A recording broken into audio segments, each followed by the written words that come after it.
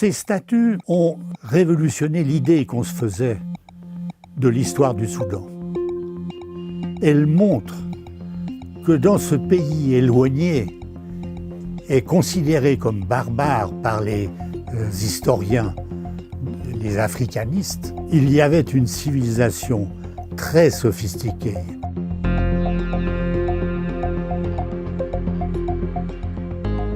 Bonjour, mon nom est Charles Bonnet et je vais vous parler aujourd'hui du jour où j'ai eu la chance de découvrir une cachette extraordinaire avec 40 fragments de statues merveilleuses dans un parfait état de conservation, même si elles étaient cassées.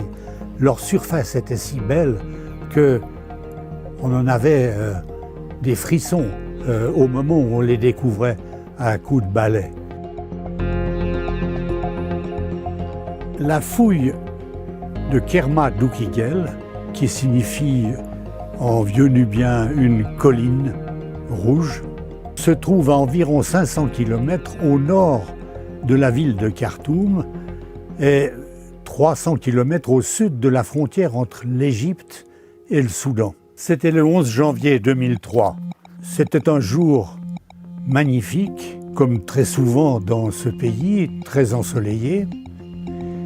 Et nous étions préparés à cette fouille extraordinaire, puisque 2 ans auparavant déjà, j'avais compris qu'il y avait à cet emplacement quelque chose de spécial. En effet, on avait retrouvé des centaines de feuilles d'or abandonnées dans le sol à différentes hauteurs, et devant le problème des 100 ouvriers qui s'occupaient de cette région, j'ai préféré bloquer la fouille, attendre quelque temps pour calmer le jeu et enfin travailler sur cet emplacement. On a suivi les feuilles d'or en profondeur et ça avait un côté chercheur de trésors.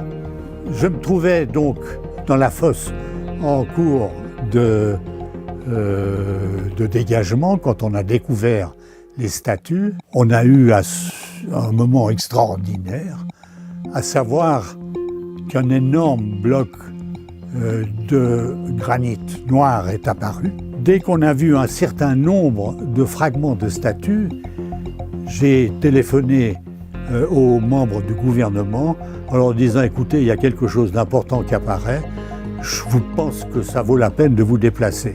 La nouvelle s'est répandue et en l'espace de quelques heures, j'ai eu des téléphones du monde entier.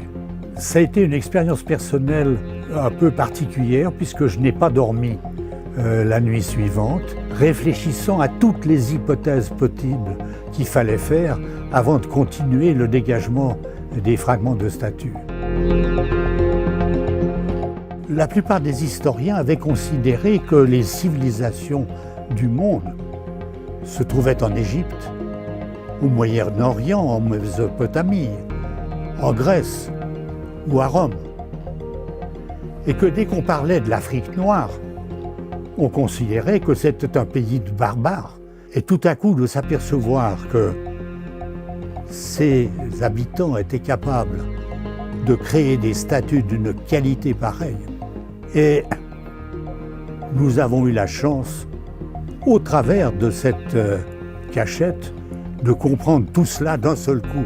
Alors bien sûr, aujourd'hui, je ne dirais pas qu'on a oublié la découverte de la statue.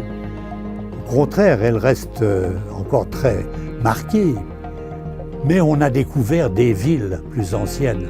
On a découvert la manière de construire, la manière de vivre des hommes, de s'organiser avec leurs institutions.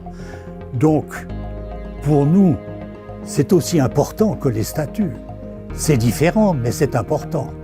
C'est l'ouverture au monde d'un immense territoire qui était considéré comme sauvage et qui devient un territoire extraordinairement sophistiqué et complexe et qui apporte des éléments fondamentaux sur l'histoire de l'Afrique.